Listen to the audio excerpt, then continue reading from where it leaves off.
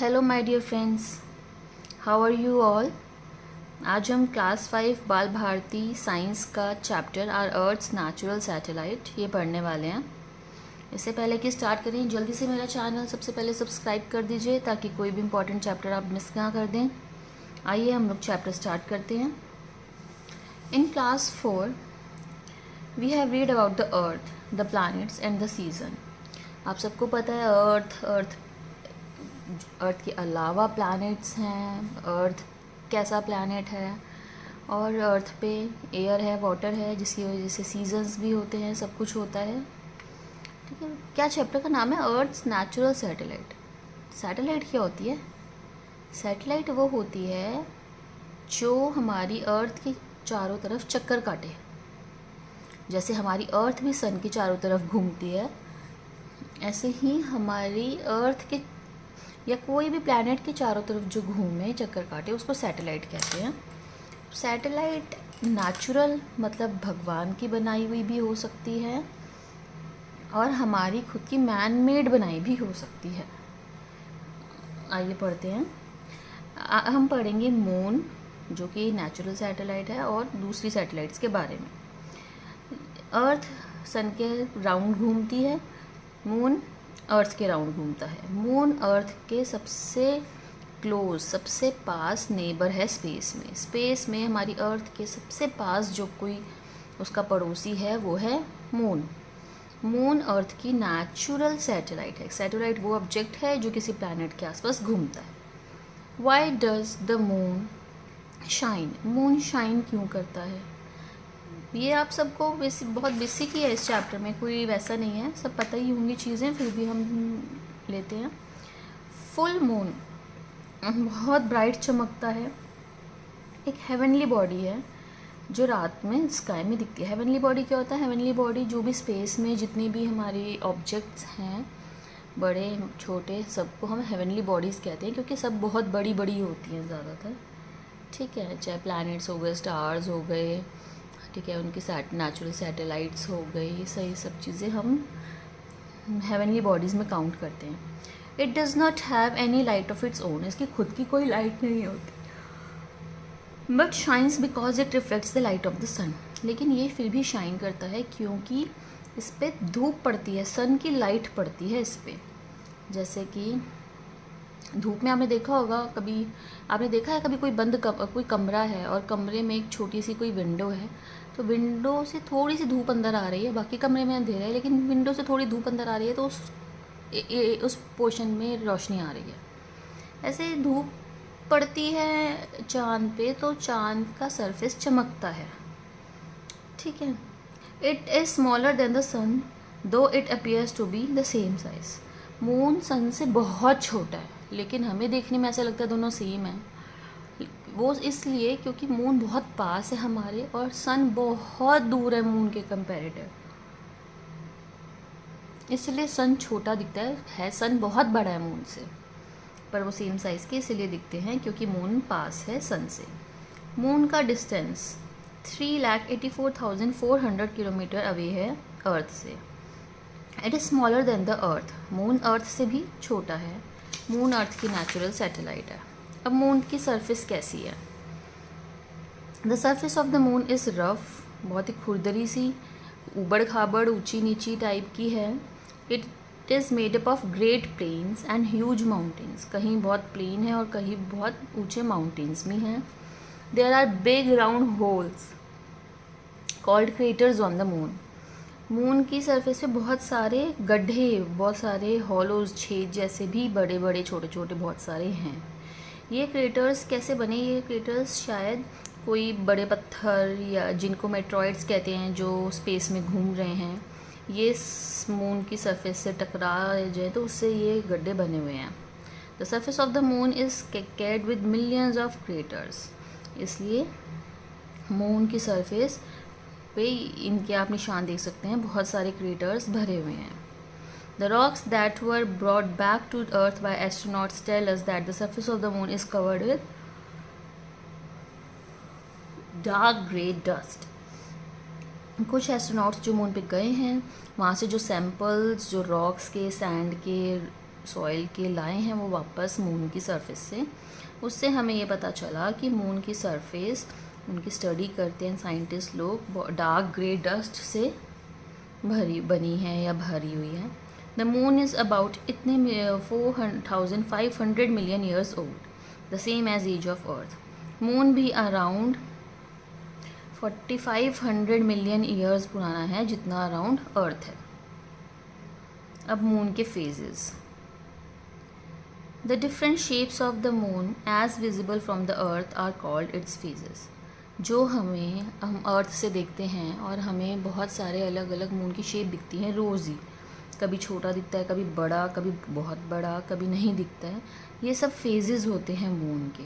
The shape during phases particular phase depends on the lighted part that can be seen by us at the time of earth. ये phases क्यों बनते हैं? ये phases बनते हैं, ये देखिए आप यहाँ देख सकते हैं फेजेस, कि जितने पार्ट पर रोशनी पड़ रही है सन की, मून हमेशा ही पूरा होता है, हमेशा मून पूरा होता है, लेकिन बाकी का अंधेरे में है, सिर्फ इतने में ही उसकी सन की रोशनी पड़ रही है जिस टाइम हम इसको देख रहे हैं उस टाइम। आज सपोज़ ऐसे 2 दिन बाद इतने पे पड़ रही है, 3 दिन बाद इतने पे, 4 दिन बाद ऐसे। जिस टाइम आप देख रहे हैं अर्थ से पर्टिकुलर उस टाइम उतने ही पार्ट पे रोशनी सन की पड़ रही है, इसलिए उतना ही पार्ट चमक रहा है, बाकी भी होता है पर वो अंधेरे में है, हमें दिखाई नहीं दे रहा। मून हमेशा सर्कल पूरा ही होता है स्काई में, पर उसकी अपनी कोई लाइट नहीं है, इसलिए बाकी वो दिखाई नहीं दे रहा होता हमें इतनी दूर से। There is no life on the moon, क्योंकि मून पे एयर वाटर नहीं है तो कोई लाइफ नहीं है। मून पे ग्रेविटी है, पर मून की ग्रेविटी अर्थ की ग्रेविटी से कम है। कितनी कम है? 1/6 है।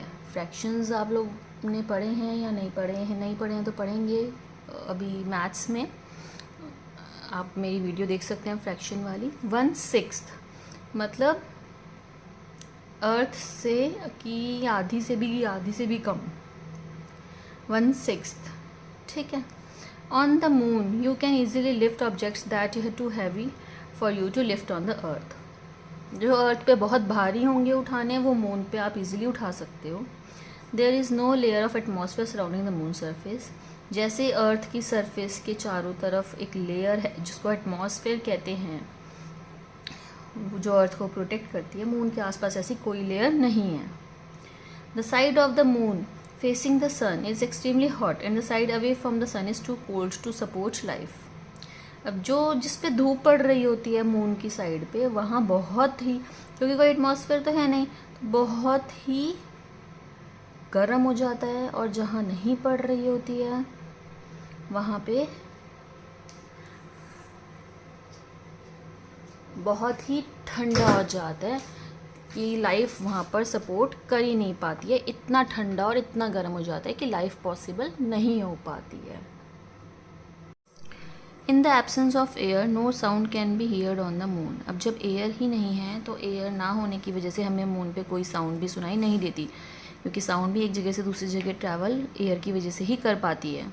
The sky is always black and there is no clouds to hide the sun. अब स्काई बिल्कुल साफ़ है, एटमॉस्फेयर ही नहीं है, तो कोई क्लाउड्स नहीं है, तो सन कहीं पे छुपता भी नहीं है। कोई ऐसे नहीं होता है कि क्लाउडी हो गया सन छुप के आ गया। It is lonely and silent place. बिल्कुल ही लोनली और बिल्कुल ही शांत प्लेस है, क्योंकि वहाँ ना कोई एनिमल, प्लांट्स, एयर नहीं है, तो कोई साउंड नहीं है, लेक्स, पानी कुछ भी नहीं है। The earth is surrounded by a layer of the atmosphere which absorbs a part of the strong heat of the sun and allows only the part to reach the earth during the day. Earth के आसपास क्योंकि atmosphere की layer है जो कि strong heat जो सन से आ रही है वो एब्जॉर्ब कर लेती है और वार्म रहती है, और सिर्फ कुछ पार्ट ही अर्थ तक आ पाता है, और उसी वजह से लाइफ भी पॉसिबल हो पाती है। At night it does not allow heat of the earth to escape. और रात को इस एटमॉस्फेयर में जब सन नहीं होता तो ये हीट ट्रैप हो जाती है और गर्माहट रहती है। गर्माहट एकदम से एटमॉस्फेयर की वजह से बाहर नहीं जाती, जिस वजह से गर्म रहता है। The atmosphere protect us from dangerous radiations and meteors which would otherwise have fallen on the अर्थ। और क्योंकि एटमॉस्फेयर है तो वो हमें बचाता भी है सन की हार्मफुल रेडिएशन से। कुछ ऐसी रेज होती है जो हमारे लिए हार्मफुल होती हैं, उनसे बचाता है। और मेटियोर्स जो छोटे पत्थर रॉक्स घूम रहे होते हैं स्पेस में, वो अगर एंटर कर जाते हैं अर्थ के एटमॉस्फेयर में तो वो जल जाते हैं और फिर अर्थ की सर्विस तक आने से बच जाते हैं। तो उनसे भी बचाता है एटमॉस्फेयर हमें। अब बात करते हैं landing on the moon. America का एयरक्राफ्ट अपोलो 11 सक्सेसफुली लैंड किया था मून पे 21 जुलाई 1969 में, जिसमें Neil Armstrong, Edward Aldrin moon पर उतरे थे। और तीसरा साथी भी था इनका, मिशेल कॉलिन, जो कि स्पेस क्राफ्ट में रहा था। वो नीचे नहीं उतरा था क्योंकि मून के चारों तरफ to circle the moon and keep in touch with the earth, क्योंकि उसको मून के आसपास चक्कर लगाने थे अर्थ से कांटेक्ट बनाए रखने के लिए। तो ये 2 जने उतरे थे। ये एक सक्सेसफुल पहली लैंडिंग थी मून पर हमारी। अब eclipse on the moon and the sun. Eclipse क्या होते हैं? The opaque object is one through which light can not pass. Opaque object क्या होता है? एक हार्ड सॉलिड जैसी चीज़ जिससे लाइट पास ना कर सके। ठीक है, जैसे कि ये पेंसिल, जिससे लाइट, अगर हम टॉर्च जलाओगे आप सनलाइट में देखोगे तो लाइट इससे टकरा के पास नहीं कर पा रही, यहाँ वाली चली जाएंगी, यहाँ वाली नहीं जाएगी, जिसकी वजह से क्या होगा, इसकी परछाई बनेगी। ठीक है, क्योंकि यहाँ से इसकी लाइट इसके आर पार नहीं जा पा रही है। तो व्हेन लाइट फॉल, जब लाइट फॉल करती है तो शेडो बनती है। अर्थ और मून भी ओपेक ऑब्जेक्ट हैं। जब लाइट अर्थ की या मून पे फॉल करती है तो उनकी भी शेडो बनती हैं। और ये एक हाइड एंड सीक जैसा गेम खेलते हैं जिनकी वजह से एक्लिप्स होता है। एक्लिप्स कुछ नहीं है, बस एक अर्थ और मून की शेडोज़ कुछ इस तरीके से बनती हैं कि एक दूसरे पर पड़ती हैं और एक्लिप्स हो जाता है। ठीक है, the moon constantly revolve around the sun. Moon भी सन नहीं, अर्थ के आसपास कॉन्टिन्यूसली घूम रहा है। ठीक है, तो जब वो घूम रहा है तो बहुत बार ऐसा होता है कि dark shadow of the earth does not receive any sunlight, कि वो उस अर्थ के पीछे वाले पार्ट में चला जाता है। पीछे वाले पार्ट का मतलब है कि जैसे कि आप यहाँ पर देख पा रहे हैं, यहाँ सन है, ये अर्थ, सपोज़ ये अर्थ है। ठीक है, ये अर्थ है और ये सन है। तो जब ये सन आ रहा है तो सनलाइट इसके आर पार नहीं जा पा रही है, तो इसके आर पार नहीं जा पा रही है तो इसकी शेडो यहाँ बन रही है। जब मून यहाँ है, यहाँ है, यहाँ है, तो उस पर भी सन की लाइट आ रही है। पर मून जब इसकी परछाई वाले अंधेरे वाले इलाके में घुसा तो मून तो है लेकिन मून की पे सन की लाइट नहीं जा पा रही है। इसी तरीके से कई बार ऐसा होता है कि यहाँ पर मून आ जाता है और मून की परछाई पड़ रही है, सन की लाइट नहीं जा पा रही है, और अर्थ पे कुछ एरिया ऐसा बन जाता है जहाँ मून दिखाई नहीं दे रहा, हालांकि सनलाइट आ रही है पर मून छुप गया, दिखाई नहीं, मून की वजह से सनलाइट नहीं पहुँच पा रही है। तो जब ऐसे केसेस हो जाते हैं तो ये एक्लिप्स कहा जाता है, जब एक की शैडो में दूसरा छुप जाता है। ठीक है, तो जब सन ऐसे पीछे चला गया, मून ऐसे पीछे चला गया, छुप जाता, वो लूनर एक्लिप्स कहलाता है। लूनर एक्लिप्स भी टोटल लूनर एक्लिप्स और पार्शियल लूनर एक्लिप्स होता है। कभी कभी पूरा ही नहीं दिखता, कभी कभी इधर है तो आधा कटा हुआ दिखता है, वो पार्शियल कहलाता है। ठीक है, और जब मून की शेडो अर्थ पर पड़ती है और हमें सन पूरा नहीं दिख पाता, थोड़ा कटा हुआ दिखता है या कभी पूरा ही नहीं तरीके से दिख पाता, तो वो टोटल सोलर एक्लिप्स या टोटल लूनर एक्लिप्स कहलाता है। ठीक है, लूनर एक्लिप्स रात को होता है, सोलर एक्लिप्स दिन में होता है। एक बार मैं ये पैरा हम रीड कर लेते हैं ताकि आपको ये चीज़ क्लियर हो जाए। ठीक है, When the moon is completely in the dark shadow of the earth, it is total lunar eclipse. When the moon is only partly hidden by the shadow of the earth, it is partial lunar eclipse. When the moon comes out of the shadow of the earth, the eclipse is over and moon can be clearly seen. At the time of eclipse, the sun, the earth and the moon are in a straight line. देखिए, आप यहाँ पे देख सकते हैं सन की अर्थ का ये डार्क शेडो जा रही है, इसमें मून आ गया तो लूनर एक्लिप्स हो गया। ये मून आ गया, इसकी शेडो यहाँ पड़ रही है अर्थ पे, यहाँ पे सोलर एक्लिप्स हो गया। ठीक है, Just as Earth casts a shadow on the moon also casts a shadow on the Earth when people in the shadow of the moon cannot see the sun. This eclipse of sun and solar eclipse. When the sun is completely hidden behind the shadow of the moon, it is total solar eclipse. When the shadow of the moon hides only a part of the sun, it is partial solar eclipse. At the time of eclipse, the sun, the moon and the earth are in straight line. Once the moon moves out of the line, the eclipse is over and we can see the sun again. The solar eclipse occurs during the day. We should not look at the solar eclipse with naked eyes. It can harm your eyes. हमें solar eclipse को necked eyes से नहीं देखना चाहिए, क्योंकि वो जो rays होती हैं वो बहुत ही हाई रेडिएशन रेज़ होती हैं और हमारी आइज़ को नुकसान पहुंचा सकती हैं. ठीक है. अब the moon and the tides. Although the moon gravity is very weak, moon की ग्रेविटी वीक है लेकिन फिर भी ग्रेविटी तो है. ठीक है. और it has a noticeable effect on the अर्थ, और अर्थ पे इसका इफेक्ट दिखता है. जो अर्थ का पानी है उसको ये थोड़ा थोड़ा अपनी तरफ सी ओशन का खींचती है, जिसकी वजह से टाइड्स आती हैं. पर अर्थ की ग्रेविटी ज़्यादा है तो अर्थ वापस खींच लेती है. अब मून क्योंकि अर्थ के सबसे क्लोज़र है सन से भी ज़्यादा, तो मून उस पानी को खींचता है, सन से भी ज़्यादा खींचता है. तो वाटर जो सी ओशन में है, the side of the earth facing the moon, इसीलिए रात को कहते हैं टाइड्स स्ट्रॉन्ग हो जाती हैं, क्योंकि रात को सन नहीं है, मून है, आता है, मून के पास होता है, नज़दीक होता है. ठीक है. तो इसलिए कहते हैं रात को हाई टाइड्स होती हैं और दिन में थोड़ी सी लो हो जाती हैं टाइड्स. ठीक है. In the area between the low to high tides the water form low tides. और जैसे हाई टाइड्स आती हैं और बीच बीच में लो टाइड्स भी होती हैं.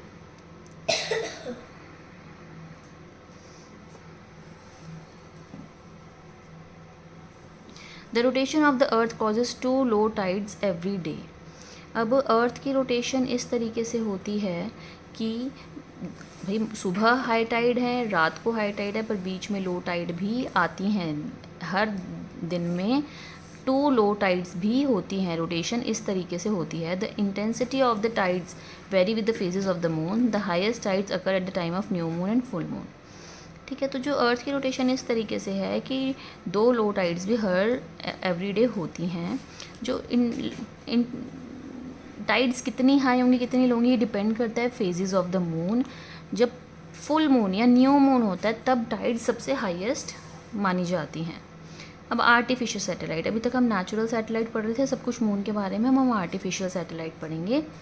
आर्टिफिशियल सैटेलाइट्स हैं जो मैन मेड ऑब्जेक्ट्स हैं, जो मैन ने बनाई हैं और जो अर्थ के आसपास चक्कर लगाती हैं, जैसे मून लगाता है. ठीक है. अर्थ की नेचुरल सैटेलाइट एक ही है, मून. मून की तरह artificial satellite reflect the sunlight and can be seen clearly in the night sky. ऐसे ही ये भी रात को चमकती हैं, क्योंकि सन लाइट इन पे भी पड़ती है तो ये रिफ्लेक्ट करती हैं, तो ये भी हमें दिखाई दे जाती हैं. The space age begin in 1957 में. स्पेस की हमारी ये जर्नी या हमारा साइंस स्टार्ट हुआ था जब पहली man made satellite Sputnik 1 launch की गई थी स्पेस में. रशियन साइंटिस्ट ने. तब से बहुत सारी सैटेलाइट्स भेजी जा चुकी हैं स्पेस में. 12 अप्रैल 1961 को मेजर यूरी गागरिन रशिया की फर्स्ट मैन बने इन द वर्ल्ड जो स्पेस में गए. वैलेंटीना ट्रेशकोवा रशिया की पहली वुमेन बनी जो स्पेस में गई. अप्रैल 1984 में squadron leader Rakesh Sharma India के फर्स्ट मैन बने जो स्पेस में गए. ठीक है. ये फर्स्ट इंडियन वुमेन स्पेस में गई, वो कौन थी ये आपको पता लगाना है. आगे बढ़ते हैं. आर्यभट्टा ये सैटेलाइट का नाम है. ये लॉन्च की गई 1975 में, जो पहली इंडियन सैटेलाइट थी. ठीक है. इसके बाद और बहुत सारी सैटेलाइट्स भेजी गई. भास्करा, रोहिणी, एप्पल, इनसत 1, इनसत 2, इनसत बहुत सारे हैं. ये सब कुछ सैटेलाइट्स हैं इंडिया की जो कि भेजी गई स्पेस में. अप्रैल 2008 में इंडिया ने कार्टोसैट 2A भी लॉन्च किया, रिमोट सेंसिंग सैटेलाइट अपनी स्पेस में. ठीक है. अब ये सैटेलाइट्स क्यों भेजते हैं और इनसे क्या होता है.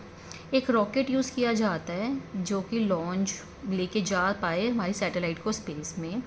पहले artificial satellites were design for scientific research. जब शुरू में सैटेलाइट भेजी जाती थी तो वो सिर्फ साइंटिफिक रिसर्च के लिए बनाई गई थी, and to give a valuable information about the atmosphere surrounding the earth, ताकि वो अर्थ के आसपास की चीज़ें स्टडी कर पाए और इम्पॉर्टेंट इन्फॉर्मेशन अर्थ को दे पाए। Satellite which send message from one country to another are called. लेकिन उसके बाद और ऐसी बहुत सी सैटेलाइट्स भेजी जाने लगी जो हमें और बहुत सी सर्विसेज में हेल्प करने लगी। फॉर एग्जांपल, सैटेलाइट भेजी गई जो कम्युनिकेशन सैटेलाइट्स में हेल्प करने लगी, एक कंट्री से दूसरी कंट्री को मैसेजेस भेजने में। They are use to send signals of telephone programmes from one country to another. ये एक कंट्री से दूसरी कंट्री में टेलीविज़न प्रोग्राम्स के मैसेजेस, या अब आप कह सकते हैं मोबाइल फ़ोन के सिग्नल्स, इन सब के सिग्नल्स भेजने लगे। ठीक है, उसके बाद उसके अलावा वेदर सैटेलाइट्स भेजी गई जो पिक्चर्स लें क्लाउड्स की और फॉरकास्ट करें, वेदर में हेल्प करें। ठीक है, they give us early warnings of danger storms और cyclones, buildings over the sea, forest fires, floods और मूविंग ग्लेशियर्स। ये जो वेदर सैटेलाइट्स हैं ये हमें ना सिर्फ वेदर फॉरकास्ट में हेल्प करती हैं बल्कि वार्निंग भी देती हैं। अगर कोई डेंजर स्टॉर्म या साइक्लोन बन रहा है या आ रहा है, कोई ख़तरा दिख रहा है सी में, या फॉरेस्ट फायर लगी है, फ्लड्स में, ग्लेशियर्स मूव कर रहे हैं, ये सब में एक तरीके से नज़र रखने में हेल्प करता है, ताकि कोई ख़तरा आ रहा है तो हमें उसके बारे में पहले से बता सके और हम उस अवेयर हो सके। ठीक है, उसके बाद astronaut use satellites to take special measurements of a solar system, stars and galaxies. Astronaut satellites का यूज़ करते हैं मेजरमेंट्स लेने के लिए भी और स्टडी करने के लिए सोलर सिस्टम, स्टार्स सबके बारे में। नेक्स्ट आता है space travel. Space travellers like Rakesh Sharma, Kalpana Chawla, Sunita Williams have inspired young people to go into space. बहुत सारे स्पेस ट्रैवलर्स रहे हैं, कुछ नाम बहुत फेमस हैं जैसे राकेश शर्मा, कल्पना चावला, ये हमारे दोनों इंडियन नेम्स ही हैं, सबने सुने भी होंगे। सुनीता विलियम्स ये भी इंडियन हैं बट ये वैसे अमेरिकन हैं, इंडियन अमेरिकन दोनों हैं। ठीक है, तो इनसे बहुत लोग इंस्पायर होते हैं स्पेस में जाने के लिए। Astronaut first learn about space, पहले ये लोग स्पेस के बारे में जानते हैं, बहुत हार्ड वर्क करना पड़ता है इन्हें। There are telescopes on the earth to give them a clear view of space. बहुत ऐसे बड़े बड़े टेलीस्कोप्स हैं जो स्पेस का क्लियर व्यू देते हैं, उनको आइडिया देते हैं ताकि वो अच्छे से समझ पाएँ। Now days there are Hubble's telescope. अब आजकल हबल्स टेलीस्कोप भी ऐसे आ गए हैं that floats in the space, जो स्पेस में फ्लोट करते हैं। They give a better view and more details, जो कि स्पेस में घूमते रहते हैं और अच्छी फ़ोटोज़ खींच कर भेजते हैं और अच्छा व्यू और डिटेल में हम उनसे देख पाते हैं। Mission control on the earth send space craft with astronauts into space bye means of rocket. जो यहाँ पे मिशन कंट्रोल होते हैं या पूरा कंट्रोल सिस्टम बना हुआ है अर्थ पर, ये स्पेस क्राफ्ट रॉकेट्स के ज़रिए एस्ट्रोनॉट को स्पेस में भेजता है। स्पेस में स्पेस स्टेशंस भी बने होते हैं। There are modules to work and modules to keep alive. Space stations बने हुए हैं बहुत सारे, स्पेस में भी बने हुए हैं ताकि एस्ट्रोनॉट्स को हेल्प मिल सके, कैसे स्पेस में काम करना है, कैसे वहाँ ज़िंदा रहना है, कैसे क्या करना है। यहाँ अर्थ पे भी हैं, वहाँ भी हैं, ताकि वो लोग कनेक्ट हो पाएँ और फिर वापस जा भी पाएँ, वापस भी आ पाएँ। सिंस देयर, क्योंकि वहाँ हवा नहीं है तो एस्ट्रोनॉट्स को स्पेस सूट पहनना पड़ता है। ये सूट एक छोटा सा एक एटमॉस्फेयर क्रिएट कर देता है ताकि जिसमें उनकी बॉडी वार्म रह पाती है, प्रोटेक्टेड रह पाती है। ये स्पेशल सूट्स उनको फ्लोट करने में भी हेल्प करते हैं। Spaceman have to do different jobs. सब एक ही जैसे एस्ट्रोनॉट नहीं होते, एस्ट्रोनॉट भी अलग अलग टाइप के होते हैं और उनको अलग अलग काम करने पड़ते हैं। कुछ एक्सपेरिमेंट्स करते हैं, कुछ शटल के अंदर का सारा काम संभालते हैं, कोई रिपेयरिंग के लिए, अंदर कुछ प्रॉब्लम आ गई रिपेयरिंग के लिए, कुछ सैटेलाइट फिक्स करने के लिए, बहुत सारे टाइप के होते हैं। When the mission is over astronaut come back in space. जब उनका काम, जिस काम से वो गए हैं, वो पूरा हो जाता है तो सब स्पेस शटल में वापस आते हैं। और the shuttle can be used again and again but rocket can not be used. और फिर उस स्पेस शटल को वापस लाया जाता है अर्थ पे। स्पेस शटल हार्म नहीं होती, अगर वापस सही सलामत आ जाए तो हम उसको रीयूज़ कर सकते हैं। लेकिन रॉकेट में स्पेस शटल या सैटेलाइट रख के ऊपर भेजी गई तो वो रॉकेट डिस्ट्रॉय हो जाता है, स्पेस शटल या सैटेलाइट फिर रह जाती है। तो रॉकेट एक ही बार यूज़ होता है, रॉकेट अगेन यूज़ नहीं हो सकता, स्पेस शटल यूज़ हो सकती है। यहाँ पे आपका ये चैप्टर फिनिश हो जाता है। पीछे क्वेश्चंस हैं बहुत सारे, आप एक बार अटैम्प्ट करके देखें। कोई प्रॉब्लम आती है तो पेज नंबर, क्वेश्चन नंबर के साथ मुझे कमेंट बॉक्स में ज़रूर लिखें। चैप्टर में कोई डाउट है तो वो भी आप मेरे से कमेंट बॉक्स में पूछ सकते हैं। होप आपको चैप्टर समझ में आया होगा। इंटरेस्टिंग चैप्टर था, अच्छा चैप्टर था। Thank you so much.